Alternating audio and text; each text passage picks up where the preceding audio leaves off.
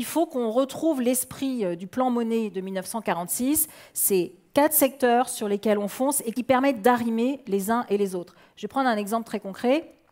L'Allemagne débloque 3 milliards d'euros pour mettre 1 milliard de bornes de recharge électrique.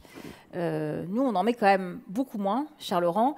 Et surtout, on ne fait pas les choses en entier. Quand on installe une borne de recharge électrique, il faut qu'elle soit faite de A à Z. Donc ça, c'est cet esprit-là d'avoir ces quatre odyssées. Le deuxième volet, c'est le fléchage aussi de l'argent public. Tout à l'heure, j'ai entendu que ça avait été abordé sur les PME. Aujourd'hui, l'assurance vie, ça coûte au budget de l'État 1 milliard d'euros chaque année. Et que vous investissiez dans une obligation de l'État français ou dans une PME, vous avez le même avantage fiscal. Alors, je le dis d'autant plus que c'est un cheval de bataille que je mène depuis 2013 ou 2014. Je ne suis pas arrivée à le faire bouger, non, je vous le dis très franchement.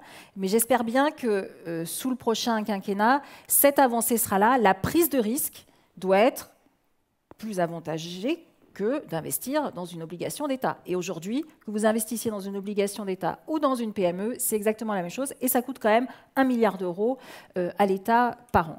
Le troisième volet se pose la question qui est en lien avec la souveraineté, c'est l'investissement, les fonds propres des entreprises. En tout cas depuis quelques années, 45% des entreprises en Europe sont détenues par des fonds hors Union européenne. Et bien là, on en voit les conséquences. On en voit les conséquences sur un certain nombre de sujets. C'est-à-dire que, dans le fond, on donne les clés à d'autres. Cette question-là du réinvestissement de notre économie, il y a un fonds de réserve des retraites qui peut aussi investir sur ces questions-là.